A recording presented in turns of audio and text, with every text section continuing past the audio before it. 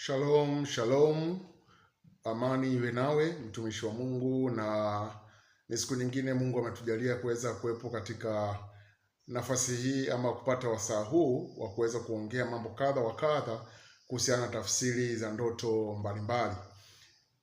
Leo basi ni muda mrefu of course hatuja kuwepo hapa kwa sababu ya changamoto kutokana na shughuli mbalimbali za kihuduma.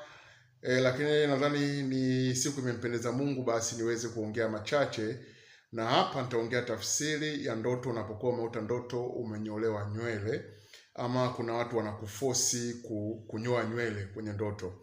Imekuwa ni ndoto nyingi zinawakuta watu. Wakati mwingine mtu anaweza kaota ndoto hiyo na anaamka asubuhi na anakuta kwamba nywele yake ya mbele imenyolewa, mwingine akuta nywele yake ya nyuma imenyolewa, akiangalia kuna pande vya nywele vimekatwa. Nini maana ya ndoto hizi?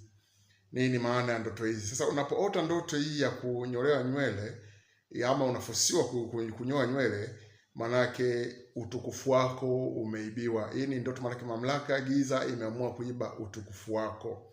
Mamlaka ya giza imeamua kuiba utukufu wako.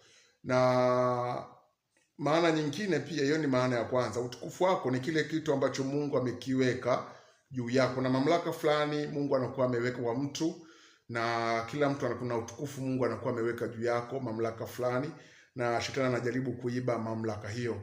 Lakini pia maana yake tafsiri ya ndoto hii, maana yake wanachukua hatima yako.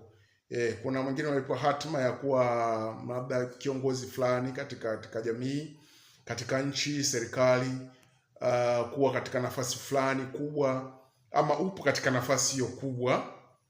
Upo tayari kwenye nafasi kubwa, labda ni waziri, labda ni mkurugenzi, mfanya kazi, una cheo kazini kwako. Unapoota ndoto ya namna hii, manake cheo chako kinaenda kutolewa. Manake wanaamua kukuchomoa kwenye ile nafasi, kukudemolish.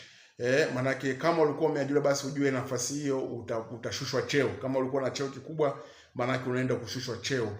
Nywele mara nyingi inamaanisha utukufu ama mamlaka ulionayo ambayo Mungu amekupatia. Kwa hiyo ukiota ndoto manake unaenda kushushwa cheo. Lakini pia manake hatima yako Mungu alikuweka. Kuna mwingine hatima yake kuna mwingine daktari, kuna mwingine amekuwa mkurugenzi, mkuu wa wilaya, mwingine amekuwa nafasi fulani katika ofisi unayofanyia kazi, mkuu wa shule, mkuu wa kitengo fulani, au taasisi fulani. Manake unapoota ndoto namna hii, manake nafasi yako inaenda kutolewa. Manake wanaiba nafasi yako. Sasa huwa napenda kuongea kitu kimoja. Unapoota ndoto namna hii na uko katika nafasi fulani, ndoto inakupa taarifa ya jambo ambalo linakwenda kutokea. Manake halijatokea, ila ni taarifa, ni onyo, jambo fulani linaenda kutokea. Kwa hiyo ni wajibu wako sasa kuchukua hatua. Unapoona jambo lote limetokea baya kwako katika mwili, yani tayari limeonekana katika mwili, manake ulichelewa kuomba ulipoona swala hilo katika ndoto, ama ndoto uliyoota hukuelewa maana yake. Kila ndoto ina maana. Hiyo ni neema ambayo Mungu ametupatia sisi wanadamu. Aidha wewe ni mtenda dhambi ama wewe ni mwenye haki, ni neema ambayo Mungu ametupatia sisi sote. Kwa hiyo ndoto namna hii manake hatima yako, manake nafasi yako, unaenda kupoteza cheo chako, unaweza kupoteza nafasi yako, manake mamlaka yako inaenda kuibiwa. Kwa ushauri ni kitu gani sasa ufanye? Jipime kwanza. Ushauri wa kwanza, jipime kwanza. Kama wewe ni Mkristo, basi angalia nafasi yako. Je, unatembea na Mungu kisawasawa? Je, maisha yako yanaonyesha kweli wewe ni mtu wa Mungu? Inaweza kaa ukichunguza utagundua pengine labda maisha yako umeanza kujichanganya hadi hao adui zako napata nafasi hiyo.